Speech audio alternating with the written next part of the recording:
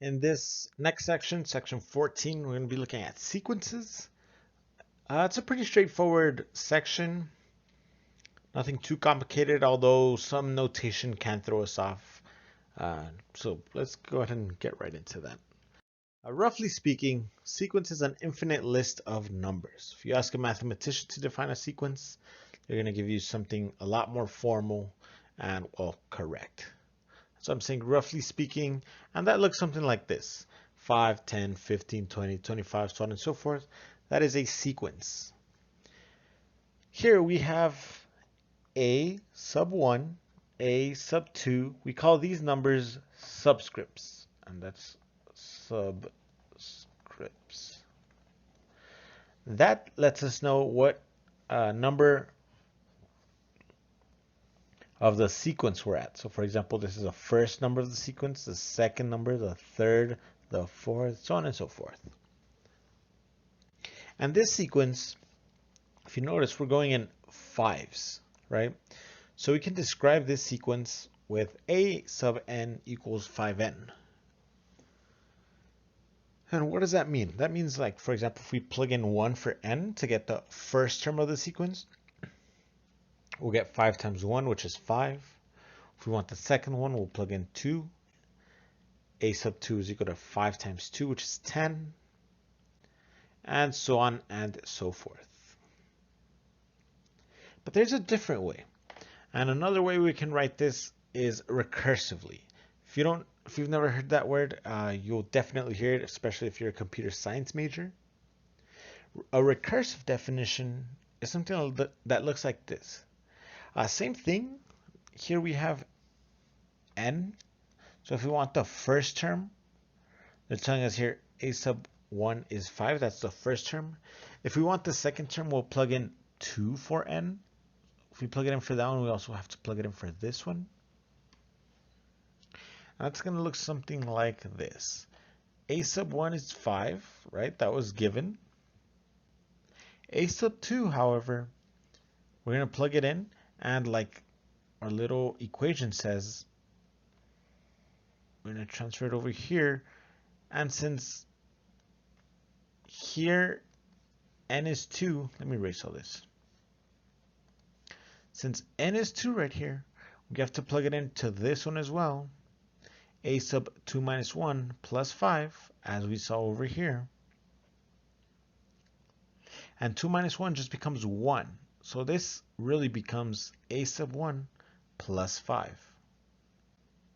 So what's a sub 1 plus 5? Well, we already know a sub 1. A sub 1 is 5, right? It's equal to 5.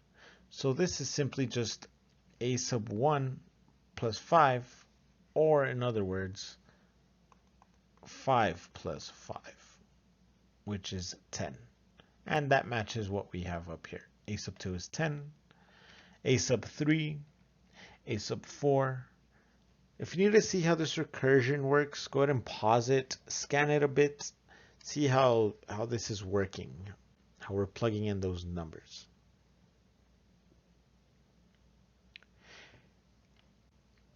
So, as an example, to find the first 5 terms and the 100th term of a sequence, again, all we have to do is plug in those numbers to n. C sub 1 is the first term. We just plug in that 1 to the n. That's 1 squared minus 1. C sub 2 is just C sub 2 squared minus 1, 3 squared minus 1, 4 squared, 5 squared minus 1, so on and so forth. We just plug in that number. So C100 is just going to be 100 squared minus 1.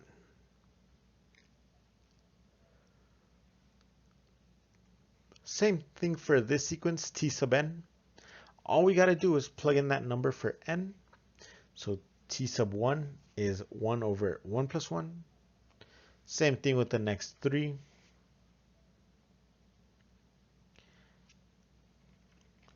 And same thing with the 100th one. Right, so if they give us a sequence like that, all we have to do is plug in those numbers to n to get that sequence.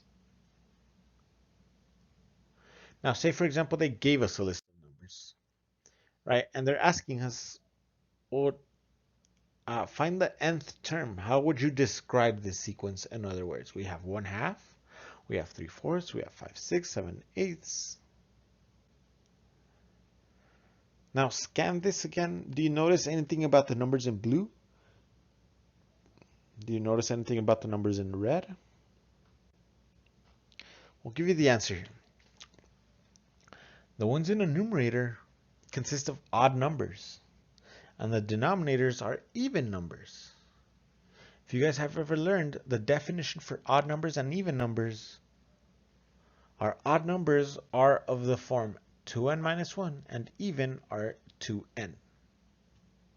That is a definition of an odd number and definition of an even number. So we can describe this sequence as a sub n equals 2n minus 1 over 2n. In other words, an, the sequence, is equal to odd numbers over the even numbers.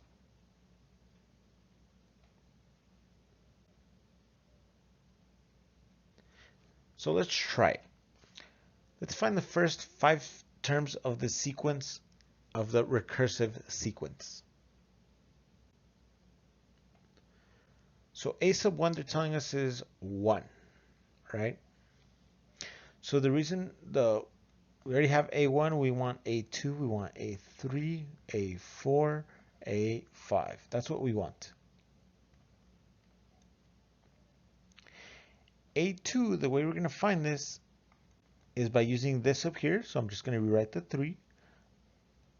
A sub, now instead of n, I'm going to write whatever we have here, which in this case is 2 minus 1 plus 2. Now this, I'm just going to rewrite it. 2 minus 1 is just 1. So I'm going to write 1 and then still plus 2. We know a sub 1. A sub 1 is 1, right? We're getting that from over here. A sub 1 is 1. Plus 2, that equals 3 times 3, which is just 9.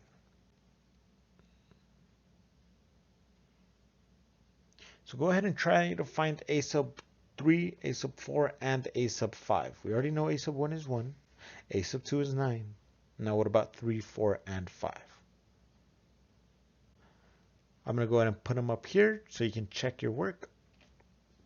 Those are a sub 2 through a sub 5. That is how recursive sequences work.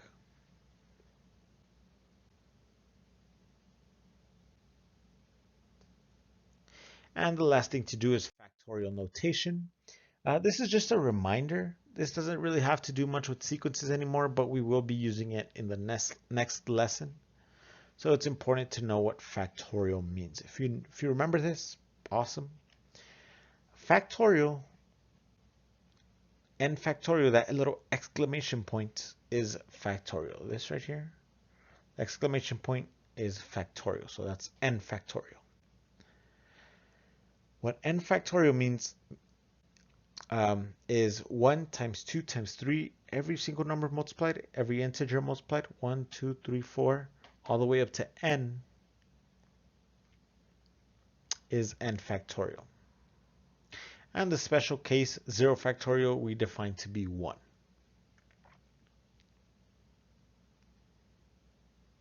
So let me show you what that's going to be. 0 factorial, again, by definition, is just 1. 1 factorial is also just 1. But 2 factorial is now 1 times 2, which is 2. 3 factorial is 1 times 2 times 3, which is 6. 4 factorial is 1 times 2 times 3 times 4, which is 24. So on and so forth. That's all factorial is. Don't let that definition scare you. It's just that number, 1 times 2 times 3, all the way to whatever number it is you chose. So again, sequences, it's a lot. It's simple once you get the hang of it, but the notation is what usually throws people off. So try some on your own, see if you're getting stuck. And if not, I mean, great. But if you are, again, practice and question.